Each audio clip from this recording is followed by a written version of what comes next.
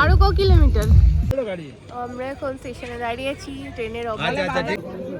দেখো এখানে শঙ্কর মাছ বিক্রি হচ্ছে, কত বড়। Hello friends, welcome back to my channel. আশা করি তোমরা সব অনেক ভালো আছো। আমার অনেক ঠান্ডা লেগে গেছে।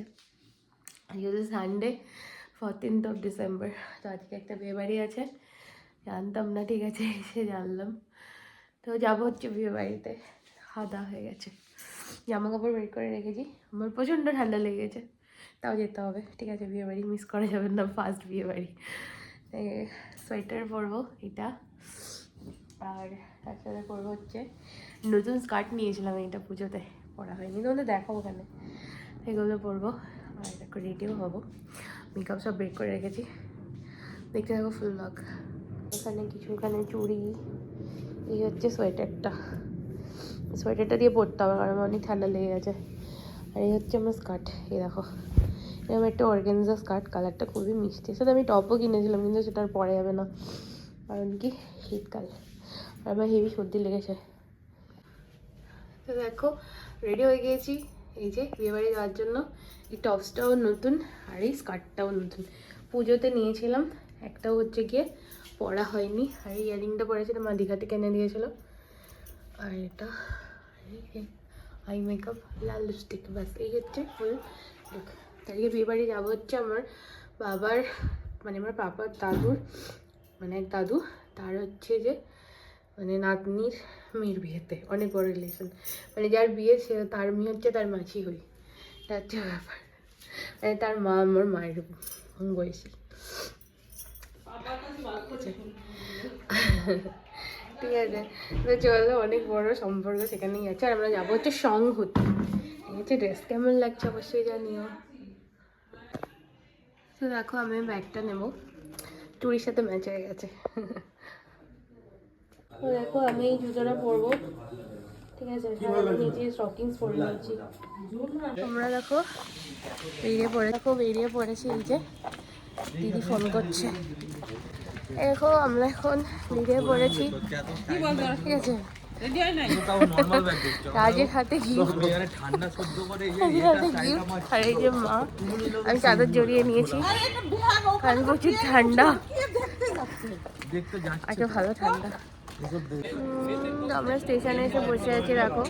আর আগে ট্রেনটা আমাদের ছেড়ে দিতে হলো কারণ দিদিরা যাবে আমাদের সাথে, তো ওরা রেডি হতে পারেনি, সেই জন্য আমরা স্টেশনে এসে বসে আছি। ওই ট্রেনটা অনেকটাই দেরি, অনেকক্ষণ আমাদের বসতে হবে এখানে, বসে থাকি কি আর করে।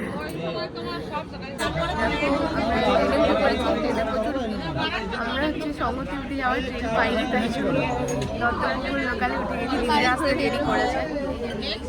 দিদিরা আসতে দেরি করেছে, বলে আমাদের দেরি হয়ে গেল। করোগা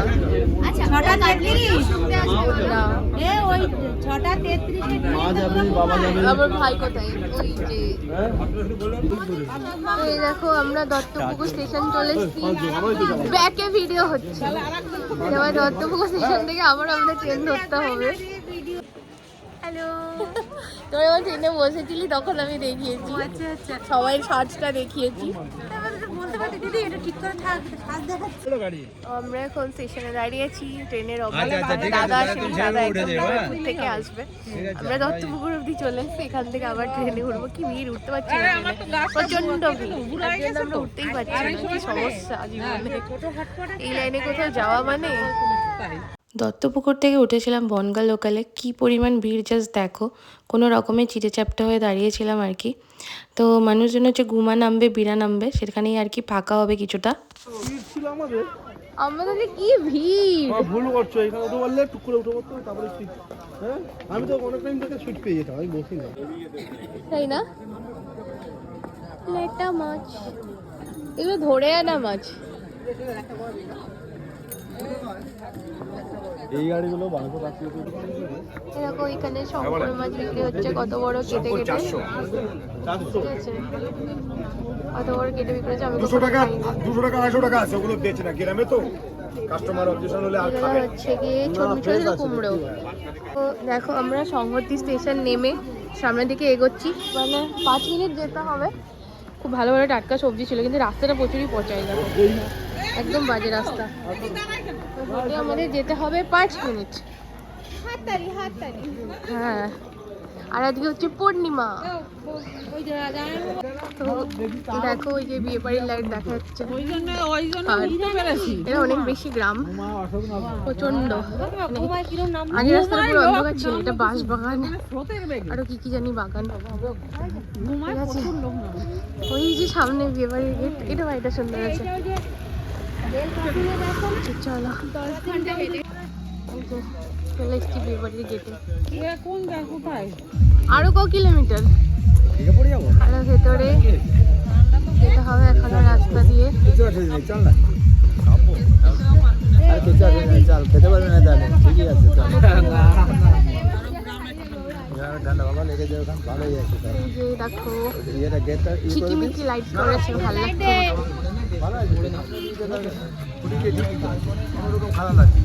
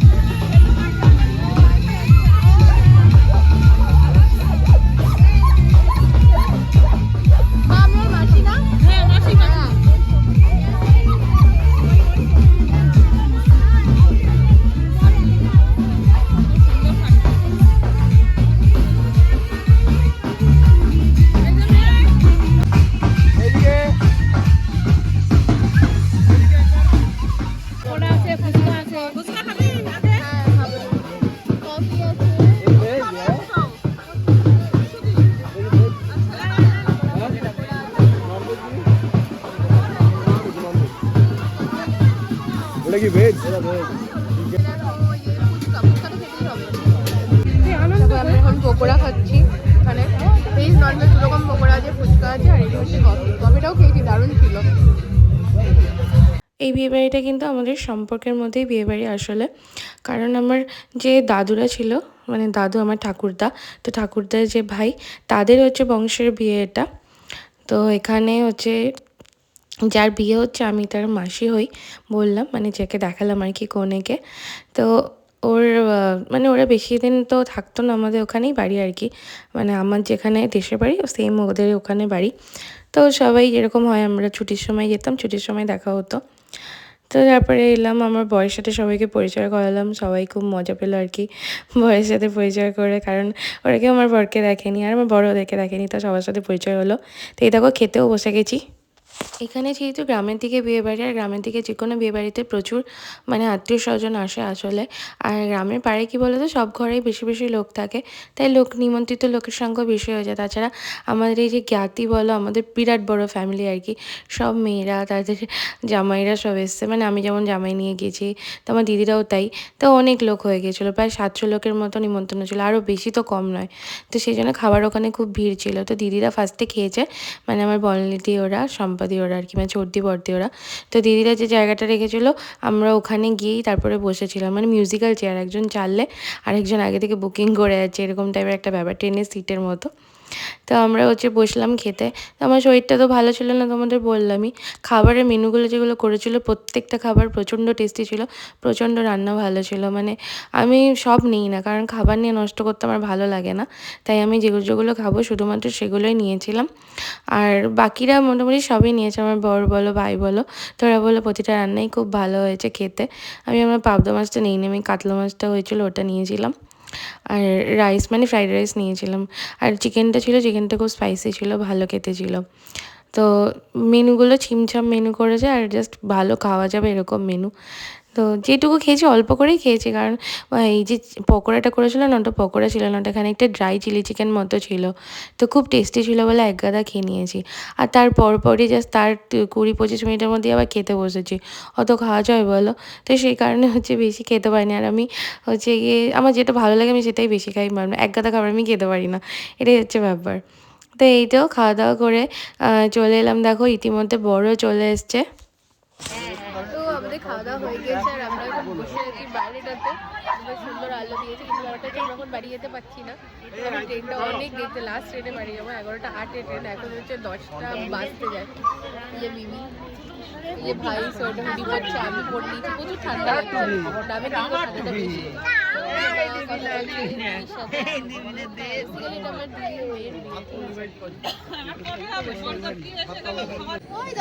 এই দেখো কফি নিয়ে এসেছি, দিদি কফি দিয়ে গেল। তো আমরা এখন গিয়ে খাওয়া দাওয়া কমপ্লিট হয়ে গেছে, 11টা 8-এ ট্রেন, 10:30টার মতো বাজে। আমরা বাড়ির পথে রওনা দিচ্ছি, যে মা আছে পিছনে। তো চলো, প্রচণ্ড ঠান্ডা, আমরা যাই স্টেশনের দিকে। স্টেশন এখান থেকে 1 কিলোমিটার পাক্কা হেঁটে। তো চলো, কীরকম মানে যেতে লাগে আর কি, যেতে হবে। মোটামুটি বিয়েবাড়িতে খাওয়া দাওয়া খুব ভালো হয়েছে। তো চলো, শেষ ট্রেনে বাড়ি ফিরছি দেখো বন্ধুরা। তো শেষ ট্রেনে প্রচুর ভিড় ছিল, কারণ ওই দিন অনেক বিয়েবাড়ি ছিল, আর সবাই খাওয়া দাওয়া করে কিন্তু বাড়ি ফিরছিল। আর অনেকে ব্যবসার লোকও ছিল আর কি। তো চলো, ভিডিওটা এই পর্যন্ত। ভালো লাগলে কিন্তু লাইক কমেন্ট সাবস্ক্রাইব করতে ভুলো না।